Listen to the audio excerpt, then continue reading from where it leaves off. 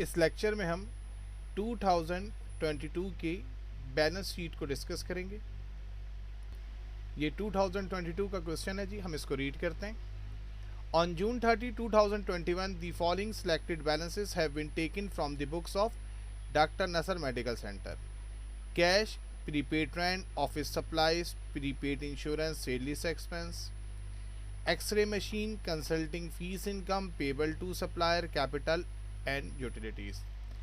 अच्छा जी, अब हम जब बैलेंस शीट बनाना शुरू करेंगे तो सबसे पहले हमने एसेट, लायबिलिटीज़ और इक्विटी के अकाउंट्स को समझना है जी।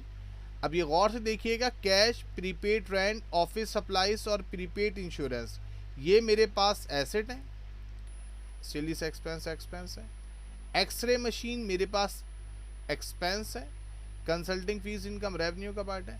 पेबल टू सप्लायर यानी कि अकाउंट्स पेबल मेरे पास लायबिलिटी है और कैपिटल इक्विटी में चला जाएगा और ये यूटिलिटी एक्सपेंस है। तो जब हम बैलेंस शीट बनाना शुरू करेंगे तो सबसे पहले हम बिजनेस नेम मेंशन करेंगे, doctor Nasar medical centre. Date note कर लीजिएगा, जून 30, 2021।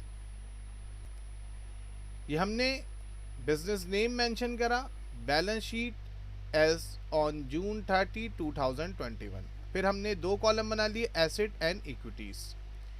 अब याद रखिएगा, एसेट में दो हेडिंगें मेंशन होंगी, एक होगी फिक्स करंट एसेट की और एक होगी फिक्स एसेट की।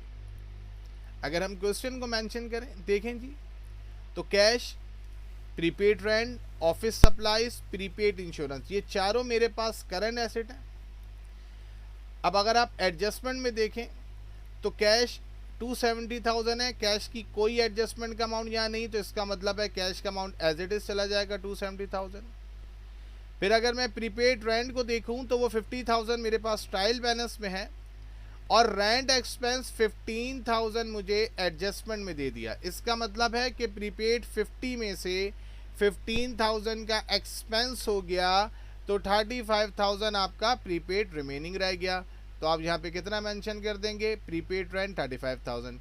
ये A2 का मतलब है कि ये अमाउंट एडजस्टमेंट नंबर 2 की वजह से चेंज हुआ है। आई होप कि यहाँ तक आपको बात क्लियर हो गई होगी। और हमने आपको समझाने के लिए यहाँ पर एक हिंट भी बता के आपको बता दी है कि अगर ट्रायल बैलेंस में प्रीपेड हो और एडजस्टमेंट में एक्सपायर्ड या एक्सपेंस लिखा हो तो इन दोनों अमाउंट का जो डिफरेंस होता है वो बैलेंस शीट में जाएगा। आप चेक कर लें, बैलेंस शीट अमाउंट क्या होगा, जो प्रीपेड का अमाउंट होगा ट्रायल बैलेंस का और जो एक्सपायर या एक्सपेंस का अमाउंट होगा एडजस्टमेंट वाला, उन दोनों का जो डिफरेंस होगा वो बैलेंस शीट में जाएगा। आप इन फार्मूलों को भी नोट डाउन कर लें, जैसे मैंने प्रीवियस क्वेश्चन में भी इनको यूज़ किया था।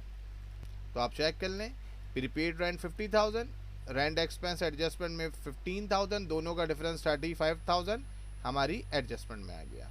आगे बढ़ते हैं जी। ऑफिस सप्लाईज 60,000 है और ऑफिस सप्लाईज यूज 25,000। अब आप खुद समझ लें कि अगर 60,000 की सप्लाईज थी और उसमें से आपने 25,000 कंज्यूम कर ली, यूज़ कर ली, तो जो रिमेनिंग 35,000 है वो आपके पास बैलेंस शीट में आ जाएगा। इसका भी हम आपको फार्मूला दिखा देते हैं। अब आप चेक कर लें कि जो आपके पास सप्लाईज ट्रायल बैलेंस में था और जो सप्लाईज एक्सपेंस या यूज़ आपके पास एडजस्टमेंट में अमाउंट था, उन दोनों का डिफरेंस अमाउंट आपके पास बैलेंस शीट में जाएगा। आप नोट कर लें, जैसे हमने यहाँ समझाया कि जो सप्लाईज का अमाउंट ट्रायल बैलेंस का था उसमें से सप्लाईज यूज़ का अमाउंट, सप्लाईज यूज़ एडजस्टमेंट के अमाउंट को माइनस कर लें तो अमाउंट आपके पास बैलेंस शीट में चला जाएगा। दोबारा देख लें, सप्लाईज 60,000 थी, यूज़ 25, तो दोनों का डिफरेंस 35,000, एडजस्टमेंट नंबर 4 की वजह से अमाउंट आ गया। आगे बढ़ते हैं जी। प्रीपेड इंश्योरेंस 10,000 है, लेकिन एडजस्टमेंट में कहीं प्रीपेड इंश्योरेंस का जिक्र नहीं है, तो as it is prepaid insurance 10,000 रहेगा। आगे बढ़ते हैं। सप्लाईज एक्सपेंस एक्सपेंस का पार्ट है, इनकम स्टेटमेंट का पार्ट है, हम डिस्कस नहीं करेंगे बैलेंस शीट में। एक्सरे मशीन हमारे पास फिक्स एसेट है 640,000, हमने as it is fix asset में लिख दिया 640,000। कंसल्टिंग फीस रेवेन्यू का पार्ट है, इनकम स्टेटमेंट का पार्ट है, हम डिस्कस नहीं करेंगे। पेबल टू सप्लायर 310,000 लायबिलिटी है, हमने लायबिलिटी में लिख दिया 310,000 और इनकी कोई एडजस्टमेंट नहीं है तो इनको इनके अमाउंट चेंज नहीं होंगे। कैपिटल 50,000 है, 500,000 है, तो आपने इसको as it is owner security के अंदर मेंशन कर दिया, capital 500,000। Utility expense income statement का पार्ट है। अब आउटस्टैंडिंग सेल लीज का मतलब होता है सेल लीज पेबल, ठीक है। तो सेल लीज पेबल लायबिलिटी है, आपने नोट डाउन कर दिया लायबिलिटी में 5000। A1 का मतलब है कि ये अमाउंट आपने एडजस्टमेंट नंबर 1 से रीड किया है। आप चेक कर लें, आउटस्टैंडिंग सेल लीज 5000 यानी कि sale lease payable, sale lease payable. आगे बढ़ते हैं 5000।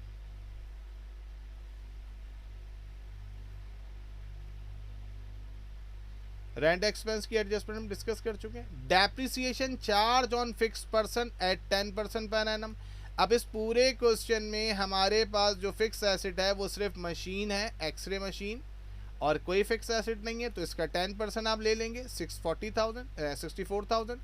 640,000 का जब आप 10% लेंगे यानी कि 10 से मल्टीप्लाई करें 640,000 को और 100 से डिवाइड करें तो 64,000 आ जाएगा।